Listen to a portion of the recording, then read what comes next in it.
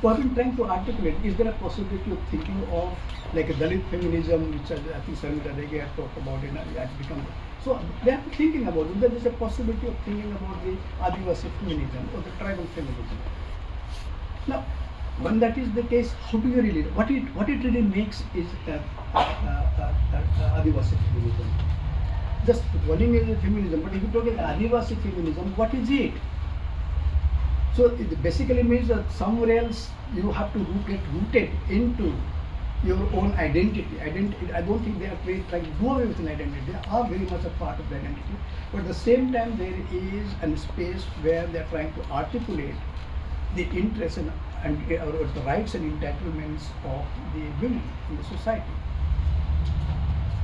And therefore, there is somewhere trying to blend this, blending the being rootedness and trying to, in a way, give a space or try to give a space for empowering the women within the tribal society, which you find sometimes men will really be very, very reluctant in terms of empowering because of the traditional social structure, which didn't really allow them that kind of space.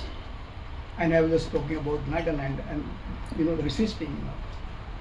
So you find that what's called representations of the women in politics is very small, very meager, even in the Northeast, even in the autonomous district councils in the state.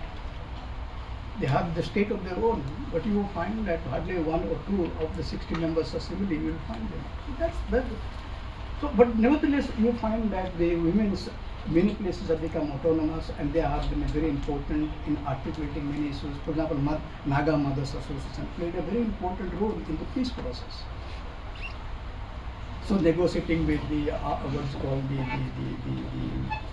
trying to bring peace into, let's say, the problems that have been there. So they have been. So this women's organization have also played a very important role in settlement of the peace, in trying to address the solutions of the Naga problems, etc. And you find that also in various kinds of movements, they have been very, very important.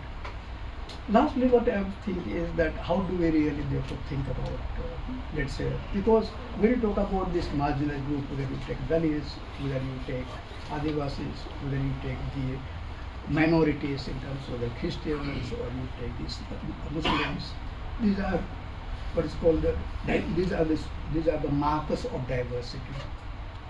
There is what is called, these represent somewhat different kind of a community, and the identity to great extent is colored by traditions or personal laws or personal rules and so on and so forth. How do we therefore in this kind of situations think about the questions of gender? I think you can't just take a blind eye of gender inequality. I don't think you can stretch equality too far. I think there is a need for us to think a little more reflectively as to how we really try to blend this idea of equality and the idea of the fact that we constitute a somewhat diverse social groups. Should be therefore, because in a drive to equality, we should try to do away with all kinds of diversity. I think that to me is a very, very problematic. I think sometimes I feel, I may be wrong, that I think we have sometimes gone in the pursuit of equality to the extent of almost uniformity, as a result of which I think the diversity that this society, this country was marked by is actually being constantly getting eroded. And this has been the case even in the tribal society. Tribal society, you find there's what is known as the legal pluralism. In the sense, by law, there are provisions in the constitutions whereby you protect the customs and traditions, and in the case of 5th schedule, Nagaland and Mizoram, they have special constitutional status, whereby you find that even the act of parliament cannot be applicable in terms of what is called social customs, traditions and religion and so on and so forth. There is a legal pluralism.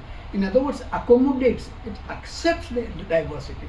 So is the case in case of religion, for example, personal law. It was to accommodate the diversity, and in the constitutions was given certain kind of protective mechanism.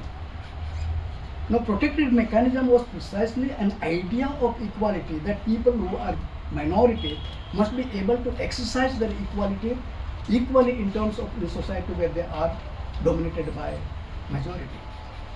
So I think that is where we have to really think. It is not easy, but I think I always feel that diversity is a very important characteristic of Indian society, and we must cherish. And I think founding fathers of Indian Constitution really cherished it, really gave very importance to, and they laid down a provisions, what is known as protections.